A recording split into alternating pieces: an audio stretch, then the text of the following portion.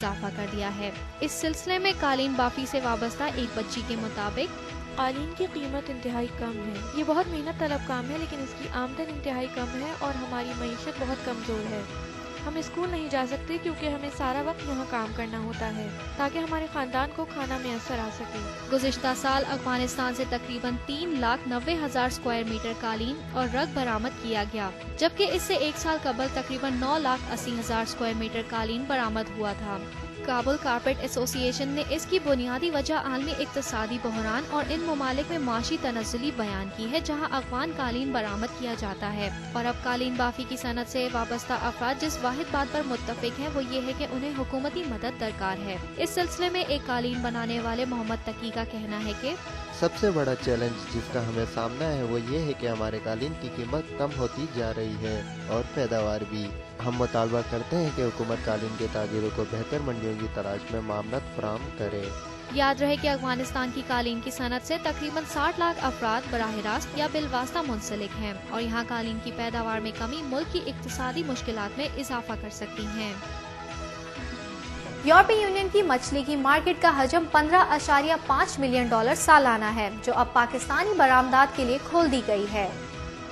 German سفارت خانے میں اقتصادی شعبے کے سربراہ اور تجارتی کونسل سامع سعدی کا کہنا ہے کہ یورپ نے پاکستانی مچھلی کی درآمد پر عائد پابندی کا خاتمہ کر دیا ہے، جس کے بعد جلد مچھلی کی برآمدات کا آغاز کر دیا جائے گا۔ اس کے ساتھ ہی یورپی یونین کے ساتھ ترجیحی تجارت کا معاہدہ پاکستان کی ٹیکسٹائل برآمدات کے فروغ کا باعث بھی ہوگا، جبکہ یہ معاہدہ غیر روایتی برآمدات کی راہ بھی ہموار کرے گا۔ پاکستان سے جرمنی درآمد ہونے والی اشیاء کا حجم $1.2 ارب امریکی ہے، جس میں مزید وسعت موجود ہے، اور سمندری غذائی اجناس کی درآمد، ٹیکسٹائل مصنوعات کا فروغ اور پاکستانی زرعی مصنوعات کی جرمنی میں بڑھتی ہوئی طلب کے بعد واضح امکانات موجود ہیں کہ دونوں ممالک کے درمیان باہمی تجارت کا حجم مزید بڑھایا جا سکتا ہے۔ جاپان میں معیشت کو استحکام دینے کے لیے کیسینوز کو قانونی حیثیت دی جا رہی ہے۔ عالمی اقتصادی بحران کے باوجود جاپان میں کیسینو مارکیٹ فروغ پا رہی ہے۔ دنیا بھر سے ہزاروں لوگ جاپان کا رخ کرتے ہیں۔ جاپان میں کیسینو میں کھیلا جانے والا سب سے مقبول کھیل پیچی-ہینو ہے۔ گزشتہ سال جاپان کی کیسینو مارکیٹ نے $6 بلین تک کا منافع کمایا تھا، جو کہ جاپانی معیشت کے 1/10 حصے کے برابر ہے۔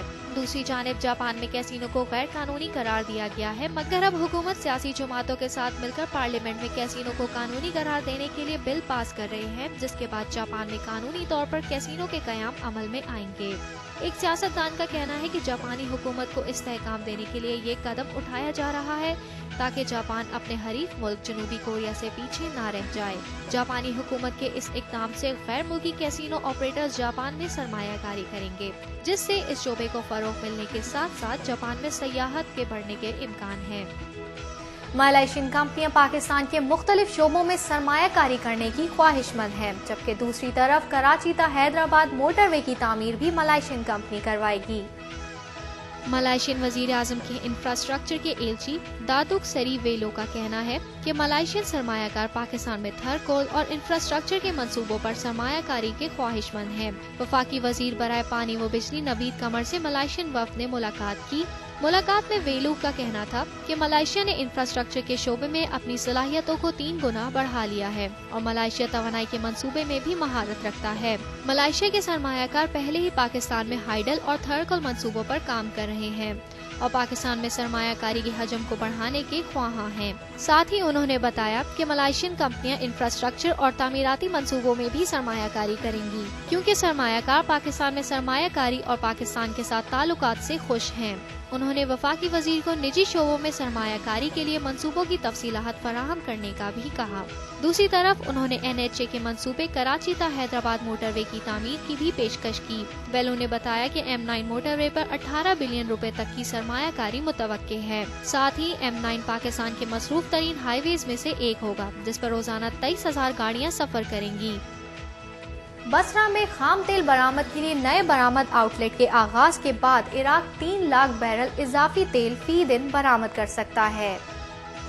عراق کی جانب سے جنوبی تیل کے گڑھ بصرہ میں نئے خام تیل کے برآمدی آؤٹ لیٹ کی تعمیر عراق کو تیل برآمدات کا حجم بڑھانے میں مددگار ثابت ہوگی، جبکہ اس سے قبل خلیج میں موجود SPM آؤٹ لیٹ سے عراقی تیل کی بڑے پیمانے پر برآمدات لوڈ کی جاتی ہیں، جسے وسعت دینے کا منصوبہ خراب موسمی صورتحال اور تکنیکی مسائل کے باعث بارہا تاخیر کا شکار ہو چکا ہے۔ اس سلسلے میں ریاستی تیل کے ادارے ساؤتھ آئل کمپنی کے سربراہ دی جعفر کا کہنا ہے کہ آج اس منصوبے کا افتتاح عراقی وزارت تیل اور عراقی حکومت کی بڑی کامیابی ہے۔ اس منصوبے کے پہلے حصے کا افتتاح عراق کو تیل برآمدات بڑھانے میں بے حد مدد دے گا۔ یاد رہے کہ حکومت عراق مزید 3 SPM لوڈنگ آؤٹ لیٹس کی تعمیر کا ارادہ رکھتی ہے، جس کے بعد عراق یومیہ 2.7 ملین بیرل تیل برآمد کر سکے گا، جبکہ عراق کی موجودہ اہلیت 1.7 ملین بیرل تیل فی دن ہے۔ بھارتی ریاست ہریانہ میں جاری 26ویں سالانہ سورج کن دستکاری میلے میں 60 اقوام نے وسیع پیمانے پر شرکت کی۔ 15 روز طویل میلے میں جنوب ایشیائی علاقائی تنظیم کے ادارے سے منسلک تمام اقوام نے دلچسپی سے حصہ لیا ہے، جبکہ دیگر اقوام عام نے بھی اس میلے میں حصہ لیا ہے۔ میلے کے انچارج راجیش جون کے مطابق رواں سال کئی نئے افراد نے میلے میں شرکت کی ہے اور یہ پہلی دفعہ ہے کہ تمام 60 اقوام میلے کا حصہ ہیں، جبکہ تھائی لینڈ کو بطور شراکت دار مدعو کیا گیا ہے اور یہ بھی نوعیت کی پہلی بات ہے۔ نمائش میں یوریشین ممالک جیسا کہ تاجکستان، ازبکستان اور قازقستان بھی شریک ہیں۔ اس سلسلے میں نمائش میں شریک قالین اور دستکاری کے نمونوں کے اسٹال لگائے ہوئے افغان تاجر اسحاق تیمور کا کہنا تھا، میں ہر سال یہاں آتا ہوں جبکہ میری فیملی گزشتہ سال سے یہاں آ رہی ہے۔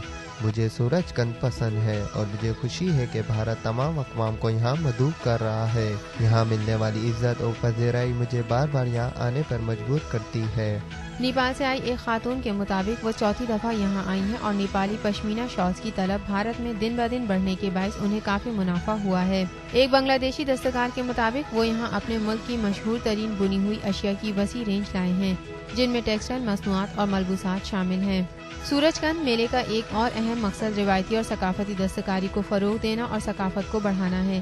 اس میلے کا پہلی مرتبہ انعقاد 1981 میں کیا گیا تھا۔ Do you want several products on affordable price at your doorsteps? If yes, then Doodier proudly presents Pakistan's first online web shopping TV. We are offering you a service that will cater you free home delivery, reasonable price, large range of home appliances, electronic items, gift items, cell phones, and many more. The best way to shop online, only on Doodier Web TV. To visit us, just type www.webtv.doodier.com. اب ایک جائزہ ایشیائی market میں ہونے والی ہفتہ وار کاروباری سرگرمیوں کا۔ ایشیائی اسٹاک مارکیٹ میں اس ہفتے تیزی کا رجحان دیکھا گیا۔ کاروباری ہفتے کے آخری روز جاپان نکی انڈیکس 1.58% اضافے کے ساتھ 9384.17، ہینگ سینگ 1.01% اضافے کے ساتھ 21,491.62 پر بند ہوا۔ ساتھ ہی شنگھائی اور تائیوان کے کاروباری حصص کی قیمتوں میں بھی تیزی کا رجحان دیکھا گیا۔ اور اب کرنسی ریٹس۔